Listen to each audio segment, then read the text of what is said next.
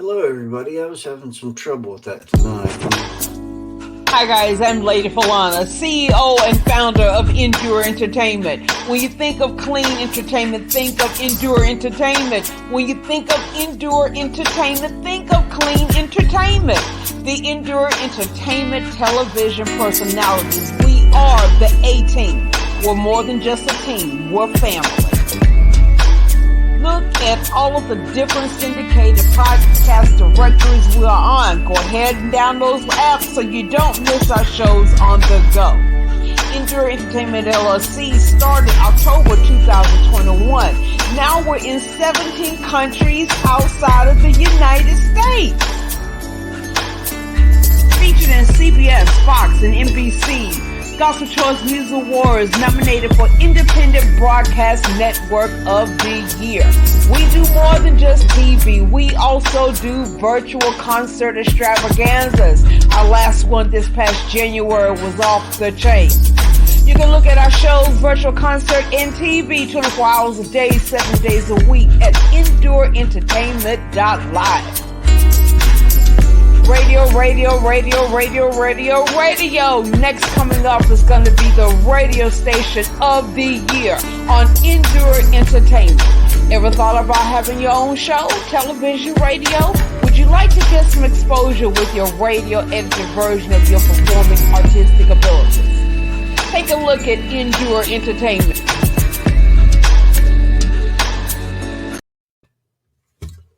Hey, everybody, and sorry, my face is cutting me off right there. I don't know how that happened. Only me. How does that even happen? I don't know what I'm doing half the time. That's part of the problem. There we go. All right. So I was having a lot of trouble tonight with seems like everything, but I mean it really wasn't. Well, I only missed 14 minutes. All right, so hello. Let's get into it. I hope everybody's having a good week. Tonight we're doing a couple of things here, which is I know one's First Peter, and I also wanted to go into a little bit of psychology, and what I've been learning that interests me is so many people now, and part of what's going on with the world to me is a group polarization and group talk, which are actually two different subjects, but I'll get into those in a little bit. I wanted to start with the devotion here, if we can, and this is for today, August 6th. So I did open up this one and look for August 6th. I just wanted to see what it said because of the day that I was having. And it says, "Dear Jesus, thank you that I am safe, secure, and complete in you. Help me to stop my anxious striving and just come to you with the matters that are on my heart. I need to trust you enough to be open and honest as I tell you about the concerns weighing me down. I can give all my worries and cares to you, for you care about me. You're taking care of me. I find the rest of it in the shelter of your presence. Whenever I wander away and leave you out of my life, I no longer feel complete. The restlessness I experience in these times is actually a gift from you, reminding me to return to my first love. I need to make you central in my thoughts and feelings, my plans and my actions. When you are the center of my life, I'm able to live meaningfully and according to your will. You've set my feet on a pathway to heaven, and you are my constant companion. When I encounter trouble as I journey with you, I love to hear your words of reassurance. Take heart, I overcame the world." All right. Oh, Lord, in your presence, I'm indeed safe. In your victorious name, amen. And that takes from Peter 5:7, NLT, Psalm 31:20, Revelation 2:4, and John 16:33. So that one, I'm not quite used to that book yet, so it's brand new to me. But going into that, I wanted to really talk about what sober-minded means to most people, because it seems like it's the more I get into it, it seems like it's really misunderstood, I guess I could say, which gets it really, I'd say, confused and conflicted. Is that a good word? Can I use that one for this one? All right. And with that, sorry, I got to get a change of atmosphere here. That's better. And with that, I mean, a sober mind just doesn't mean you're drunk. I mean, you're sorry, clean of substances. What we're getting down to is your mind clear. The devil can make you drunk, but are you really, really sober minded? And I had a better way I wanted to look into this, which I will in just a second. I really think of this when I think of the people in group therapy. And as you all know, I'm studying for my psychology master's now. And it's important to me to get a better understanding of how everything works right now in this world and kind of this mess we're living in. It's complicated. I got to watch what I say here sometimes. Um, sometimes, and that's just the way it goes. All right. So what I was going to do, and here it is. I wanted to start this with 1 Peter 5:8. Be alert and of sober mind. Your enemy, the devil, prowls around like a roaring lion, looking for someone to devour. Be alert and be of sober mind. Your enemy, the devil, prowls around like a roaring lion, looking for someone to devour. Be alert, sober-minded, and alert. That's the strangest way I've ever seen that reading. I don't remember it repeating itself, but hey, that's okay. We can hear it twice. Good enough. So here we go. This is from actual my psychology books for class. And we're going to go into group polarization first. But this is important, is what are group polarization and groupthink? How much power do we have as individuals? The actual definitions.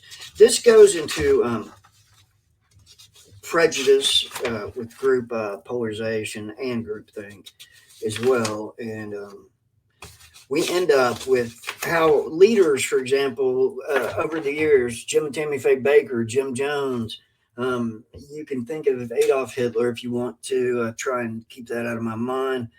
But the polarization, it creates a point where you're not an individual anymore. I mean, you're part of this group think process. And the best way to avoid the dangerous side effects of groupthink is for the leaders to be very open, encouraging towards the views and criticisms of other members of the group. That way, a more robust discussion can occur, and potentially overlooked flaws in a plan can be caught and remedied. I usually highlight this stuff first so it would give me the exact definition so I don't paraphrase them and get everybody confused, because that's something I do is go down a rabbit hole when I get thinking too much. And realistically, I don't really need the notes, but again,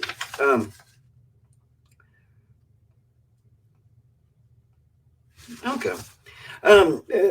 Group polarization works this way, and right now is a perfect time to say this. Okay, this is when it comes to political polarization, which basically that just means loathing across party lines. That means, if you don't know what loathing is, it's hatred, you despise it, or something like that. And we see a lot of that right now because there's so much stuff that's not factual, and nobody's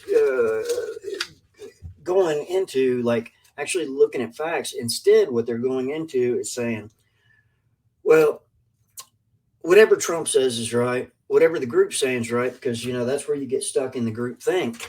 And it gets everybody, like it's like-minded. Group think is, hey, whatever Trump's saying, that's what I'm going to agree with, and Trump's fans, so on and so on. Like, let's be realistic about this. People have been hurt since January 6th over this man's claims of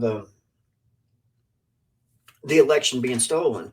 which it clearly wasn't even in the, people just took time to study anything. Even if you looked at where he's talking about the Electoral College votes would not make up for what the popular vote would override right there. I mean, not by popular vote, but Biden would still have more Electoral College votes. And the election was in no way stolen. There's been no proof shown, and so on and so on. And that's why he's in court right now. I know that I got an email today from the Trump PAC, and it was begging for donations to help him fight in a lawsuit against CNN. And to me, I honestly find that stuff a little bit offensive and bothersome. If a man is this wealthy and he so much believes in himself, he put his own money up, and instead of saying, "Hey, I know you make $12 an hour, but send me whatever else," it's like he's asking for tithings, and it's so screwed up, and it's making everybody really in a group of this works the same way as prejudice or discrimination. I mean, if you're on the left, you're a bad guy. To the right, if you're on the right, the left is all bad people. And it all goes without really any type of study involved in any kind of political science whatsoever. I mean, this is just people regurgitating rhetoric they hear on TV or they see on Facebook. It was proven, fact-checked, that Trump fact-checked, okay? This is not somebody making it up. Fact-checked told over 30,000 lies live in public forums when he was president. Now, you don't have to like that. You don't have to like hearing it. That doesn't really affect me none. It's the truth. And I'm not going to go through Obama's numbers or even Biden's. I mean, they're not even close at this time. But the two that would come closest would be George W. Bush and Bill Clinton, which are not even to a quarter of what fact checks have shown that Trump has lied about. And this isn't necessarily about Trump, but it's about the hold on 1 second. Sorry about that. It's about the groupthink process. All right. So if you've got one person that say that you find legitimate or you find respect in these people, okay? Well, they'll say that they abuse that, like a Tucker Carlson. Like I've watched things for the years where he's definitely changed his opinion, and it just doesn't. It never adds up. Tucker Carlson was a failure trying to get in the CIA. He did not pass the test. He worked for a magazine that you would very much could correlate with National Enquirer back from the 80s and 90s and so on. And he's a failure. Then he got his forum on Fox News, which is very heavily biased. I mean, Rupert Murdoch, who owns it, is now pulling the strings from Trump because it's getting Fox in trouble and less viewers. And here's Rupert Murdoch's bottom line is he's not even American. All he cares about is the tax structure. And I kind of get it. I mean, that's where they say business is business, right? All right. So I can't go over that part.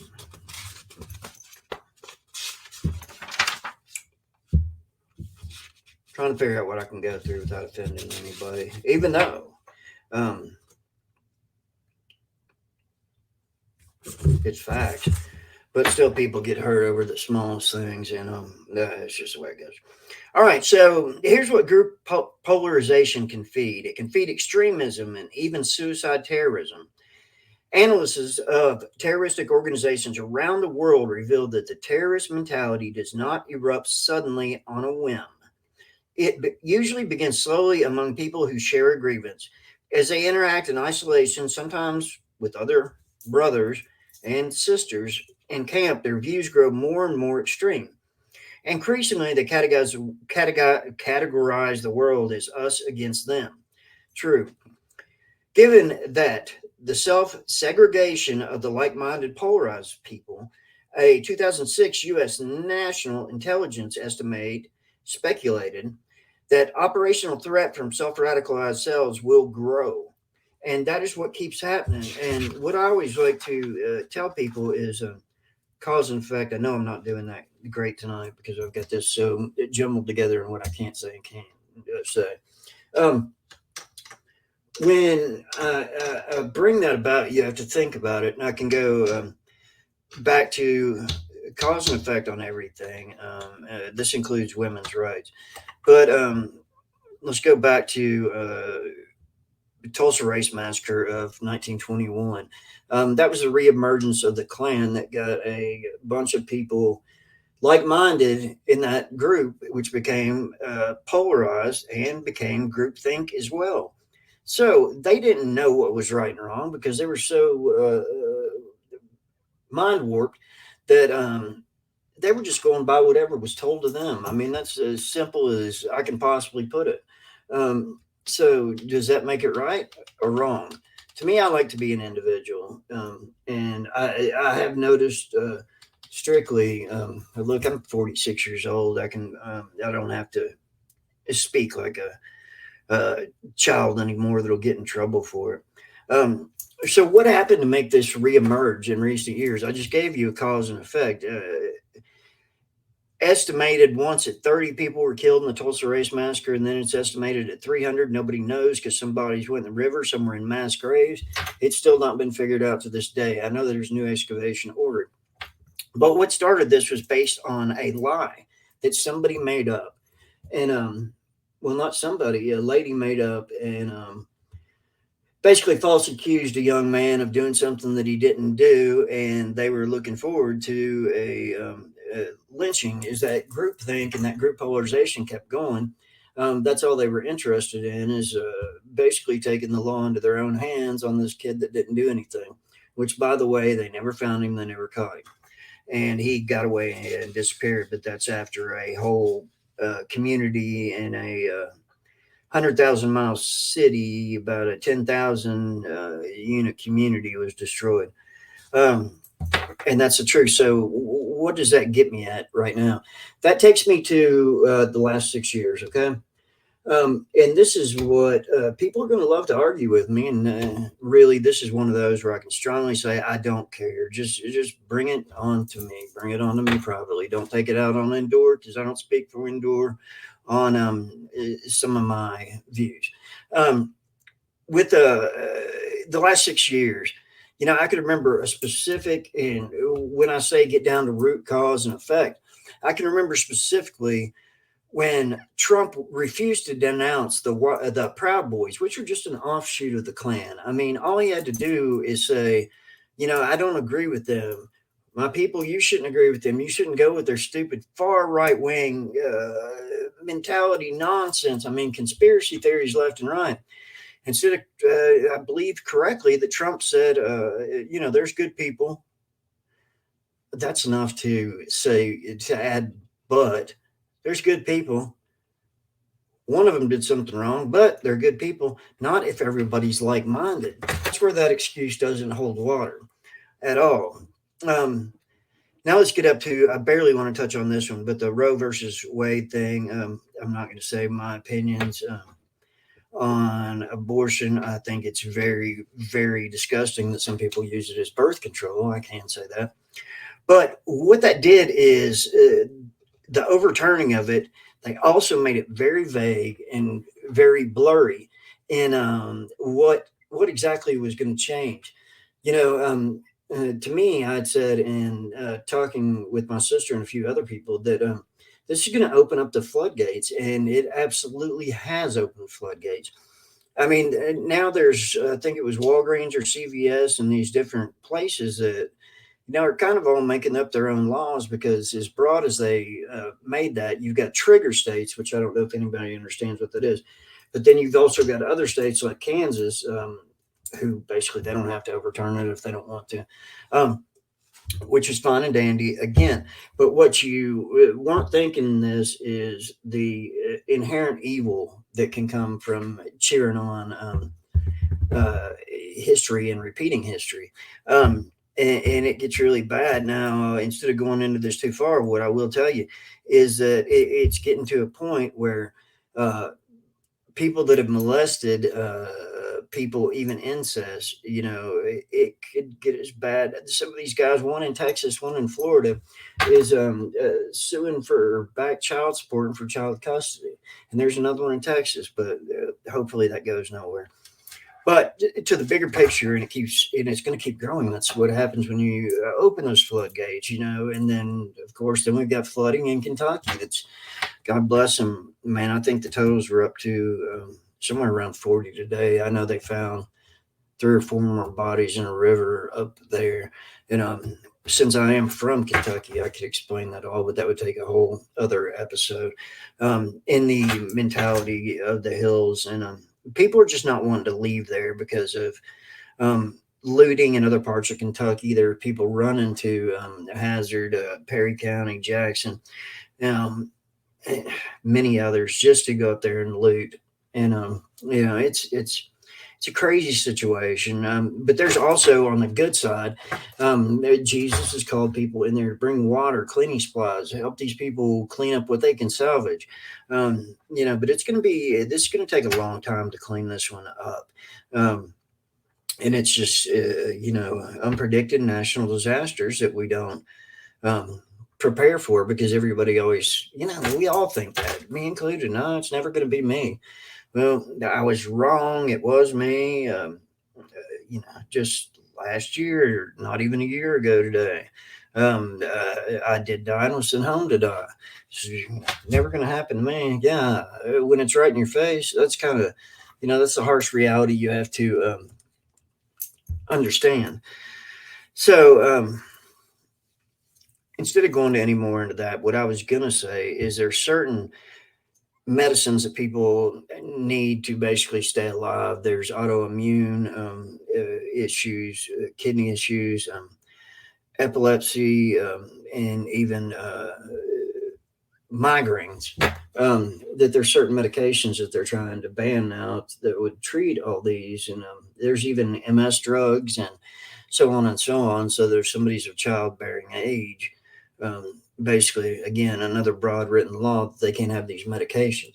I don't know how that's going to work out. I don't think it's going to pass. But that's, when you get that going like that, that's what happens, is it creates a snowball effect where it's rolling down the hill, and it's just getting worse. Such a mess. Hold on.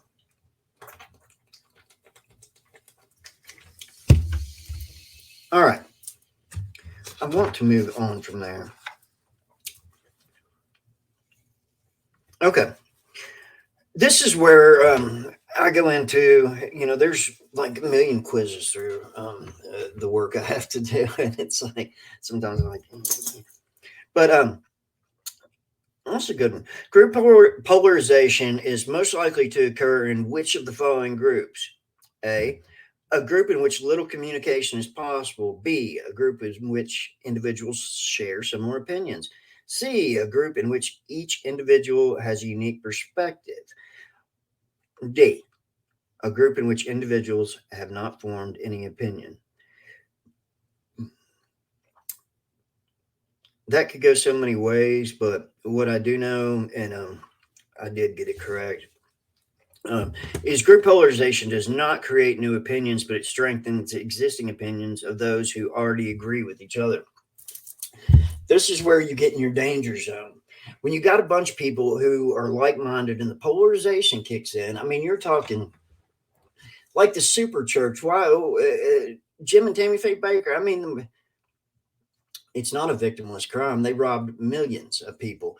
And let's go straight back into who I like to talk about anyway, because it fascinates me how many people listen to this man. Jim Jones came along with his own views. Top of the pyramid right there. And he believes, same as David Koresh did in Waco, that he's some kind of prophet. And that didn't work. I mean, it worked for them for a while. They had their own small little colonies. And it's disturbing, to say the least, if Jim Jones could get 900 people to drink that flavor aid laced with cyanide. And, it was telling them to drink the juice. And these people were doing it because they all believed they were going to the kingdom with Jim Jones. And no. But that's what I wish more and more understood. Even when you get on your political sides, left and right can be dangerous, because if you're following one person's ideologies and narcissism, as in Trump, and I don't know, and I'm not a doctor yet, but he throws off some signs to me. As everybody's just going to say this is me hating on Trump. It's not that, man. If you can sit there as a good Christian, and I had this happen to me, where a pastor said, you have to align yourself with who you can morally and ethically align yourself with. And he said his was Donald J. Trump. I was like, man, I'm out of this church. And that's what I did. I walked out. Because that's disturbing. I mean, it's just disturbing. This guy doesn't have a clean history. He's gone bankrupt like 40 times and talks about how rich he is constantly. And what needs to be talked about is, let's say, for example, right now where these floods ravaged Kentucky, these are the 13 poorest counties in the entire United States. And in these counties, don't get me wrong here, they had the largest turnout of Trump voters per capita in Kentucky. Now, because Trump and Mitch McConnell had both gone there and spoke to him and gave him hope about being pulled out of this mess that became the coal mining industries, and they didn't do any of that. But yet these people like the tough talk and so on and so on. And I'll say people like Donald Trump are very charismatic, and that earns you points right there. Period. When they think you're anti-government, against the system, anarchy, yeah, man, people dig that. That's why so many like different things than we tend to. But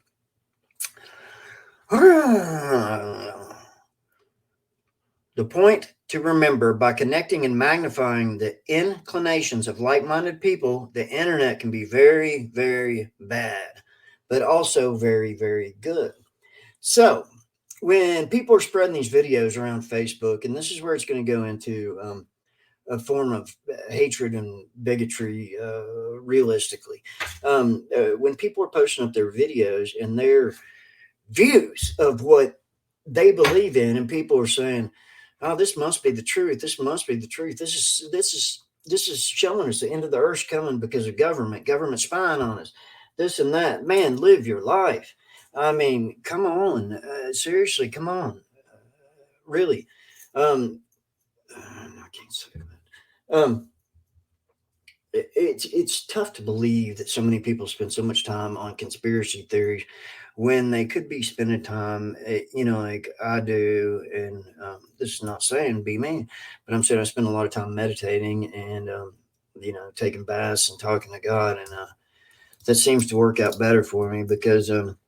Look, what I know is all these people that the flat earthers and all these people that are predicting the end of days. Well, I've got to give you one thing that you can't do is we can't predict the end of days. Only God can predict the end of days. And I stay out of your conversations mostly because, you're going on little to no knowledge, when there's more important things out there that are really, really destroying the population as a whole. One of them that is one of my bigger specialties, I would say, is drugs and alcohol.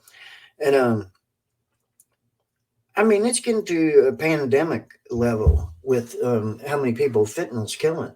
It's raising every year. I think, I can't remember from last week, I guess it was, but I think it's like raised 53% in Kentucky. And only behind Kentucky is North Carolina. So that's two states that I'm specifically talking to, and two states where I've lived most of the last 20 years. It's fascinating to me, but it's how very different counties can be in each place. North Carolina and Kentucky kind of mimic themselves in certain ways. Like, you've got a few cities, we've got Lexington and Louisville. people like to call Bowling Green a city. I don't know. That's up to you. I guess they just want to hang off St. Louis there. But the same in North Carolina. You've got Winston-Salem. You've got Charlotte. Maybe Raleigh somewhat. But again, that's based on everybody's opinion. The rest of it, you have a lot of rural areas, a lot of very poor areas, and they don't concentrate on those. They're saying, where are the drugs coming from? And a lot of people are saying the Mexican border, and repeating that nonsense over and over again. That's not where the majority of the drugs are coming from. The fentanyl especially is coming from China and India. And a lot of it has been circumvented now to the East Coast because we put so much concentration on that border wall and things like that and think that's going to stop it. Man, that's no way. There's no way. It's very Greek mythology here. The Trojan horse. And there is no wall that can keep anybody out of it that's determined to break it. You can't. And that's just the truth. And really, it's also I can go into it and say this is God's land. You're not supposed to set up your own borders, but that's not going to help any situation anytime soon.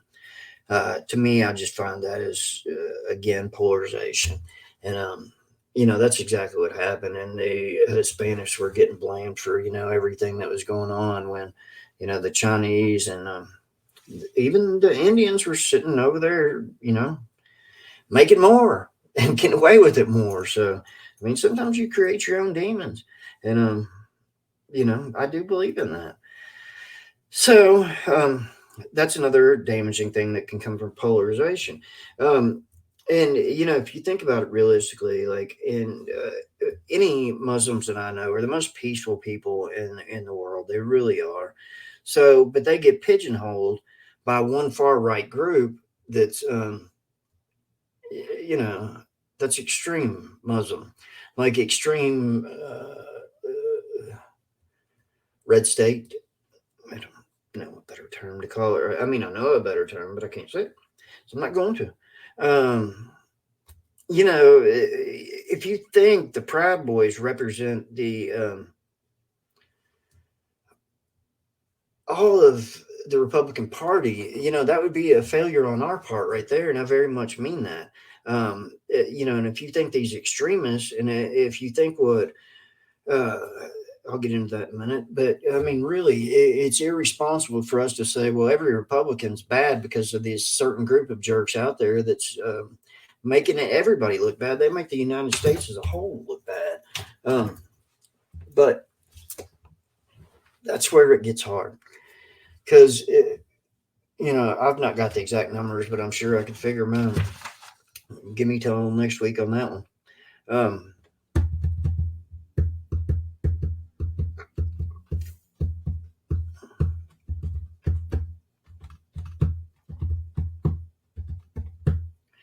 Yes.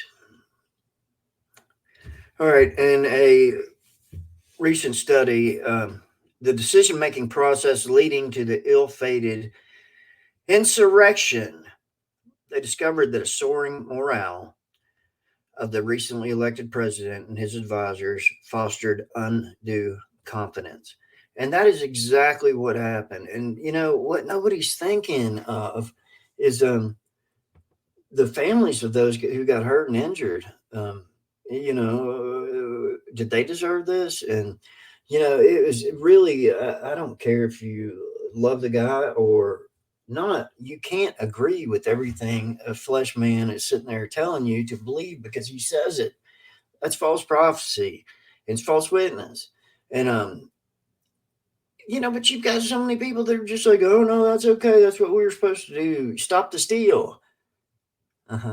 So you commit crimes to stop what you consider a crime. That makes a whole lot of no, it just don't make sense. And you can't say it does, but you also can't argue with somebody that's so stuck in that group mentality and mob mentality and polarization and groupthink. It doesn't even work that way. What does it take to change all this? What does it take to change a group as a whole? It's individualism. It's different ideas. It's brainstorming. It's not saying one person is completely right. I wish I had a whole bunch of marbles. You take one marble, it's red. All the rest of them are yellow. Okay. And then the red marble is telling 100 yellow marbles what to do. Well, one marble agrees and two marbles agree. Then guess what? The 98 other agree. And then you've got a mob mentality and polarization and the group think. Now, that's saying a lot in all this stuff because it needs to be thought of. Um, there's another way too to look at it as well. Despite the dangers of group think, there's also instances where two heads are better than one, and that's meaning though from two different varied opinions, and you come together and you draw a conclusion together. Or three makes up a church or a group. If you've got your group, don't have one leader. I've got my own group over on Facebook. It's called G and Three and Associates of Sober Minds, and I don't consider it my group because I've got so many people in there. Basically, a lady who is more of a biblical scholar than I am runs the page. Her name's Erica Bird. She's just awesome. So, instead of me making it, it's my rules, it's my group. I started the group. I don't do that at all. If I come up with something that they find they don't like, they'll be quick to let me know. And, I think at one point people are like, okay, is he going to be cool with that? Or is he not going to be cool with it? Okay, he's cool with it. Yes. And that's just because that's the way I am. And luckily that comes from a great mother that taught me well. It's important, especially, that basically the girl who manages and really runs my group and is such a good she's a good handler for me is the best way I can put it. And but that helps. I come from a male perspective, and when she comes from a woman's perspective, I'm not one of those guys that says, I understand. I understand.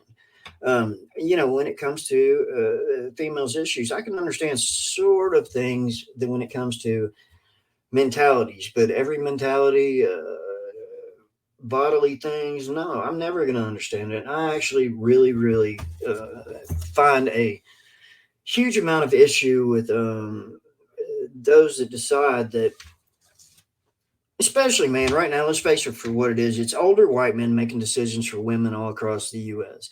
Now, this is taking us a step back in women's rights. And again, I'm not a conspiracy person, but I'm telling you, it's dangerous to mess with history. It really is, because you are doomed to repeat it. And I can go through a million examples. That's what actually I'm having to write a big paper on that right now with mob theory and repeating the history, the inherent dangers of it. I've gone everywhere from Tulsa to the civil rights movement to the sit-in in Greensboro, North Carolina, to Rodney King, the LA riots, and the list goes on and on and on and on. And then you've got the dangerous individualistic theories, but they almost have somebody who's with them. Even the guy who shot everybody in Vegas, he was driven by influence, internet influence. Let's go ahead and talk about Alex Jones and Sandy Hook. Of all the people that believed him, followed him, were screaming his innocence this week, and there's still a Save Alex Jones thing up. His lawyers accidentally sent 2 years of text messages to the attorneys that were prosecuting him, the attorneys that worked for the family of a young boy that was killed. And the look on Alex Jones' face when, the other attorney asked him if he knows what perjury is.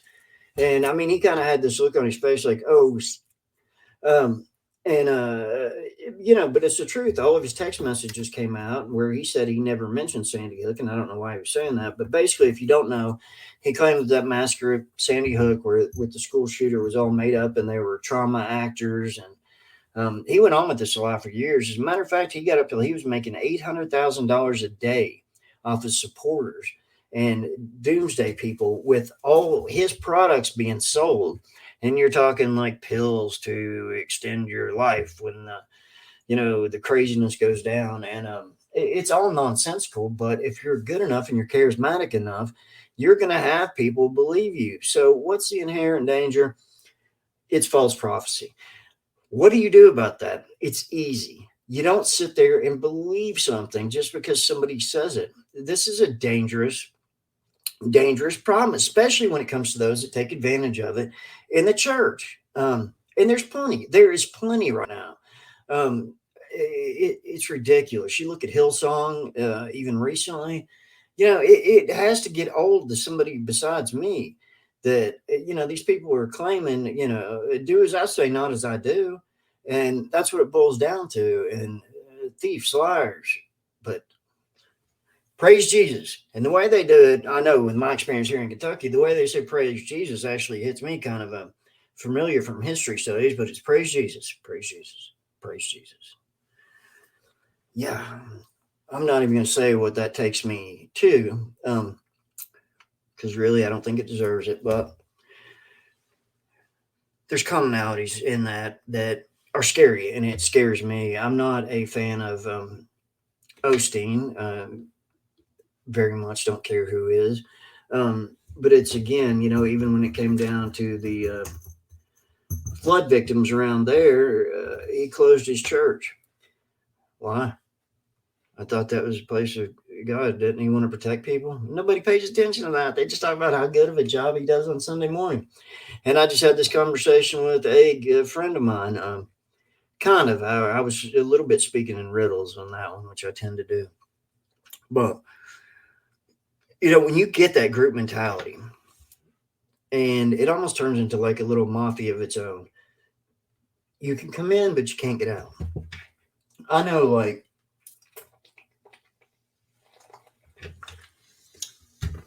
there's one group specifically that just hates me because I've called them out for some stuff. And that's what we should do.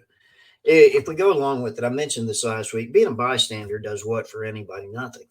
All you're doing is you're helping. And to me, if you see something terribly wrong, or something terribly wrong is going on, and you don't say anything because you feel like you're talking about somebody else, or somebody's telling you from a really pathetic minded bunch of crap that, no, you can't say anything. You can't say anything. That's gossip. You're talking about somebody.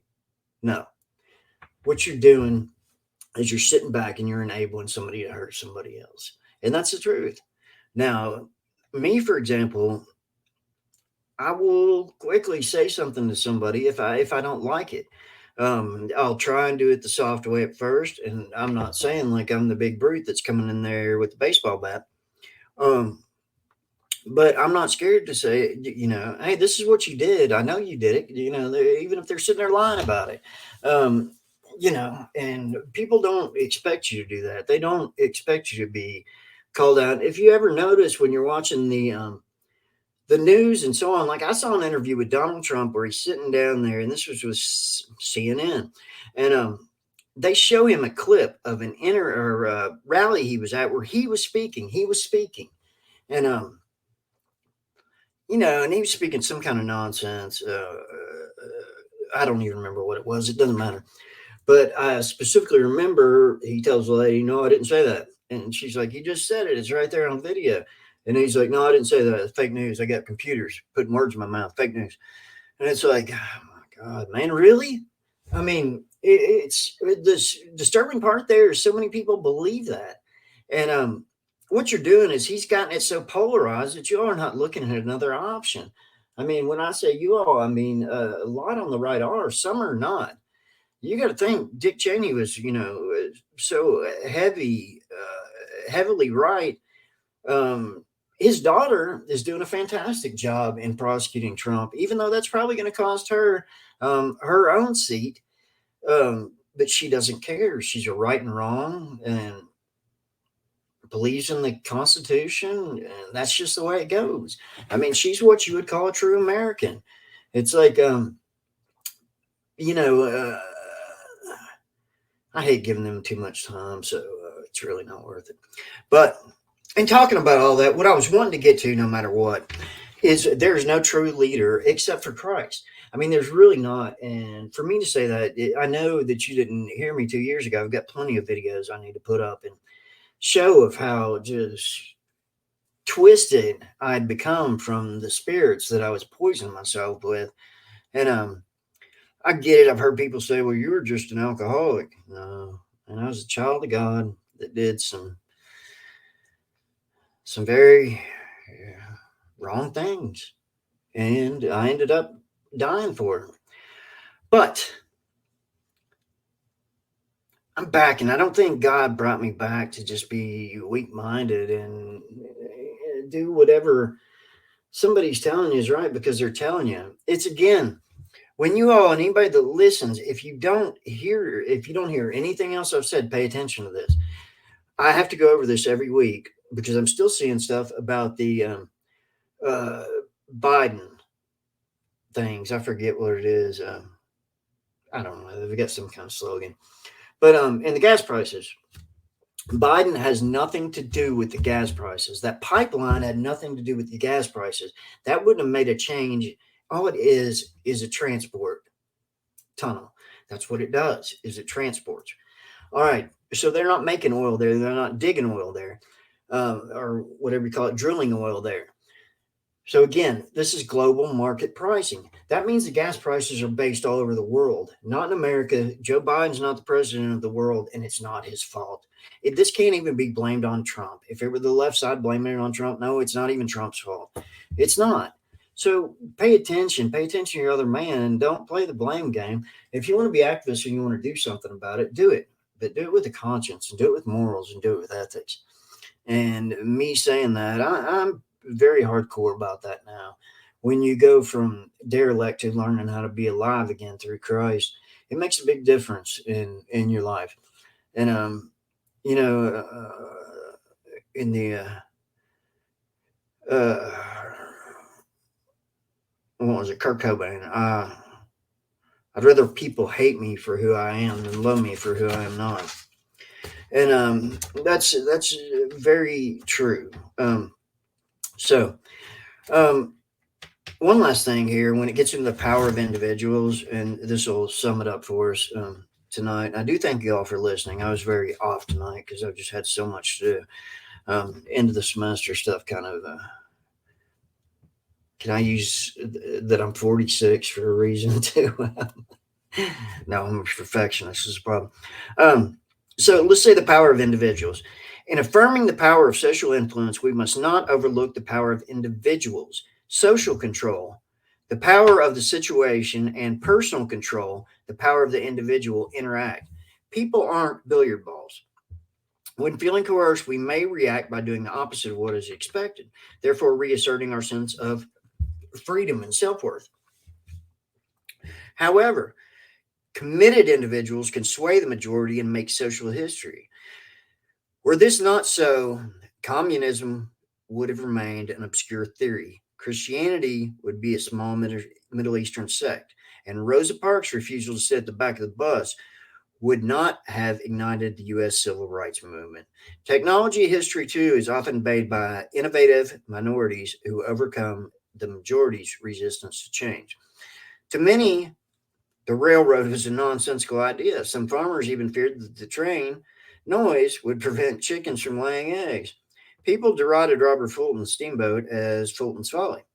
As Fulton later said, never did a single encouraging remark, a bright hope, a warm wish cross my path. Much the same reaction that has greeted the printing press, the telegraph, and the incandescent lamp, and the typewriter. The power of one individual or two individuals to sway majorities is minority influence. And scientific studies of groups in which one or two individuals consistently express a controversial attitude or with an unusual perceptual judgment, one finding repeatedly stands out. When you are the minority, you are far more likely to sway the majority if you hold firmly to your position and you don't waffle. This tactic won't make you popular, but will make you influential, especially if your self-confidence stimulates others to consider why you react the way you do, even when a minority's influence is not yet visible. People may privately develop sympathy for the minority person in position and rethink their views. Let's get to this one more time. This is the bottom line of everything we've talked about, okay? The powers of social influence are enormous, but so are the powers of the committed individual. For classical music, Mozart mattered. For drama, Shakespeare mattered. For world history, Hitler and Mayo and Gandhi and Mandela mattered. Social forces matter, but individuals matter too. So you can take that where you want. And to me, the individual is not a Donald Trump. The individual is Jesus. Right, out of all those examples I just gave you where Christianity would be a small Middle Eastern sect, why is it a worldwide thing now? That's the power of Christ. No matter how much power a Trump had or a Hitler had or something like that, their self-serving purposes, they fell. And they fell hard. Gandhi, not so much. Nelson Mandela, not so much. They got a movement of goodness going, and that's your peace and love. And even Bob Marley, as he said it best, give thanks and praise to the Lord, and it'll be all right. So, with that said, that's it for me this week. And next week I'll come up with something a little more prepared, maybe. No, I don't know. It wasn't that too bad, but it wasn't that bad tonight. But anyway, think about what I said. Especially, I mean, put some real thinking into it. Are you worshiping people like Trump, Osteen, the mega churches where you live, or anything like that? Are you worshiping them over top of worshiping Christ? If you are, the really big problem right there is with it's you. You're what they would consider a weak-minded individual that falls into prey of the group talk and the polarization. So. And that's not being mean to anybody. I'm just telling you, think for yourself, or find others that are kind of like maybe have moral and ethical values the same as you do. So with that said, I got to get off here, but I love you all. God bless and good night. Prayers for everybody in Kentucky with what's going on, and all the mass shootings that are going on, and just the chaos in general. It's really true. We need to find peace in this world. And I don't know the answer, but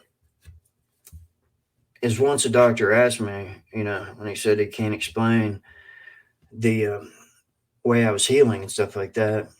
And by the way, just 2 weeks ago now, again, I was looking through my doctor's notes the other day from my last CT scan.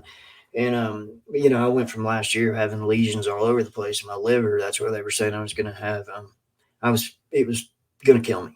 And it clearly shows my medical record, 0 lesions found. So, yeah, there's somebody that can do it. There's somebody who can figure it out. And I think maybe we need to give more thanks and praise to the Lord. Thank you much, and I'll talk to you all next week. And, have a good week. Let me see if I can lead y'all out here with one thing. There we go. Author, evangelist Corey Thomas, a dedicated servant leader whose weapons are spiritual in nature and volatile in impact. Hot off the press, author, evangelist Corey Thomas's new book, Sound Advice, Music and the Battle for Your Mind, Body, and Soul. Matthew 5:13, ye are the salt of the earth, but if the salt has lost his flavor, wherewith shall it be salted? It's author, evangelist Corey Thomas's new book, Sound Advice, Music and the Battle for Your Mind, Body, and Soul. Purchase your copy to help maintain that flavor in your spiritual walk. This book is epic. It's sold on every major online bookstore, or go to CoreyThomasMinistries.com. I got my copy. Be sure to get yours. It's author, evangelist Corey Thomas's new book, Sound Advice, Music and the Battle for Your Mind, Body, and Soul. Get your copy today.